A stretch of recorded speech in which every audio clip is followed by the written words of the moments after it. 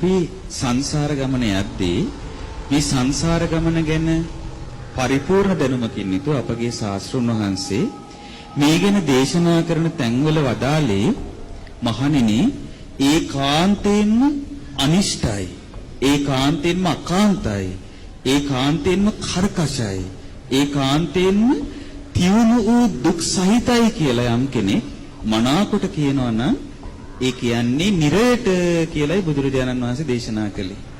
ඒ කියන්නේ මේ සංසාරේ ගමන් කරද්දී ඊ타ත්ම කටුක වූ කර්කශ වූ භයංකර වූ පීඩා සහිත වූ දුක් විඳින්න තියෙන නිරේ ඉපදුනාට පස්සේ දැන් අපි අහනවා දැන් මේ මෑත කාලේ නොයෙක් මිනිස්සු තවත් මිනිස්සුන්ට නොයෙක් දඬුවම් දෙන හැටි. දැන් ඔය මැද පෙරදිග පැත්තෙන් ඒ වගේම සිරියාව පැත්තෙන් තවත් ත්‍රස්තවාදයේ පැතිරිච්ච ප්‍රදේශවලින් අපිට අහන්න ලැබෙනවා මහා භයානක දුක් මිනිසුන්ට දෙන හැටි. නමුත් දිනුෂ ඒ ඔක්කොම මනුස්ස ලෝකේ මිනිස්සුන්ට දෙන දුක්.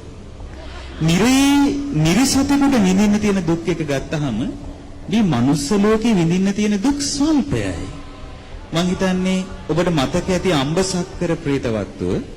ඒ අම්බසක්කර ප්‍රේතවත්තුවේ ඒ අදාළ මිනිසයා උල තියන්න නියම කරනවා ලිච්ඡවි රජතුමා. අම්බසක්කර කියන ලිච්ඡවි රජතුමා. එතකොට මේ මිනිසයා උල තියනවා.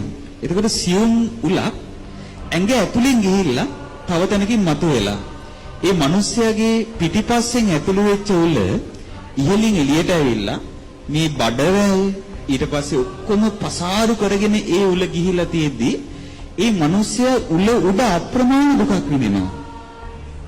එහෙට යන්න බෑ මෙහෙට යන්න බෑ හැමෝම එයාව අතහැරලා දාලා වදක භූමියේ තනියම ඉන්නේ. එහෙට හැරෙද්දි මෙහෙට හැරෙද්දි මාරාන්තික දුක් ලැබෙනවා. එහෙම තියෙද්දි ඔහුගේ ඥාති වූ විමාන ප්‍රේතයා ළඟට ඇවිල්ලා කිව්වේ මොකක්ද? එනේ ඉඳලා කිව්වේ භවත්නි ජීවිතේමයි උතුම්. ජීවත් වෙන්නම හිත පිහිට ගන්න. ජීවත් වෙන්නම හිත පිහිට ගන්න කියලා කිව්වේ. අන්තිමට ඒ ප්‍රකාශය ඇහුනහම ලිච්ඡවි රජතුමා අහනවා ඔබ මේ උල උඩ ඉන්න මිනිස්සයාට එහෙම කියන්නේ. මොකද මේ මිනිස්සයා විඳින සැපයක් නම් පේන්නේ නැහැ. එතකොට අර විමාන ප්‍රේතයා පෙනී ඉඳලා කියන්නේ මොකක්ද? මහා රජතුමනි මට මේ පුද්ගලයාගේ ඊළඟ උපත පේනවා. මේ පුද්ගලයා ඊළඟට උපදින්නේ නිරේ. මහා රජතුමනි මේ පුද්ගලයා නිරේ ඉපදිලා යම් දුකක් විඳින්න තියෙනවා නම් නිරේ ඉපදිලා විඳින්න තියෙන දුකට වඩා මේ මනුස්ස ලෝකේ උල උඩ සපයි. මේ මනුස්ස ලෝකේ උල උඩ ඉන්න එක ඔහුට පහසුවක් කියලා. ඒකයි මම ඔහුට ජීවත් වෙන්නම හිත පිහිටවන්නේ.